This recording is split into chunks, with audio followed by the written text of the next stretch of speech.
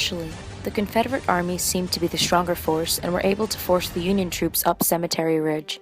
With Culp's Hill on one side and Round Top on the other, Meade decided that this was not a bad position to fight from, and so he kept his troops there. On the second day of fighting, the Confederacy gained a foothold on Culp's Hill and was able to push Meade's army back further, however could not overtake Round Top. Arguably, one of the most important attacks was known as Pickett's Charge.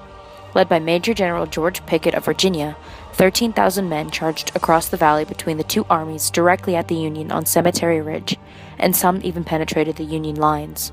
But after 3 days of fighting, the Confederate troops were being worn down and they eventually fell to the Union. The Battle of Gettysburg stopped the Confederate invasion of the North and forced General Robert E. Lee to withdraw to Virginia. The Battle of Gettysburg involved the largest number of casualties in the Civil War.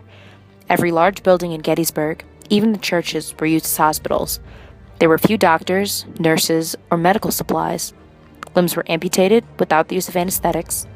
And just before the conflict started, Confederate General Robert E. Lee had a heart attack, which was a reason given for the notoriously costly Pickett's Charge.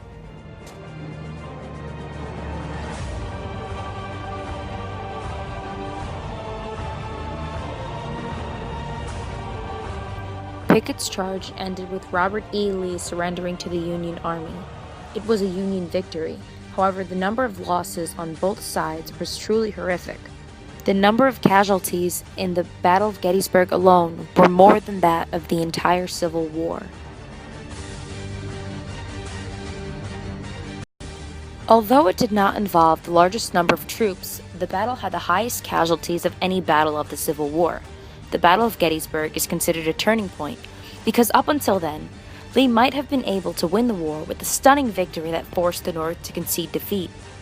However, afterwards, the best he could hope for was to make the North's victory so costly they would give up in exhaustion. For the rest of the war, Lee was on the strategic defensive. Forced into the war of attrition, he feared and eventually cornered in an unwinnable siege around Richmond.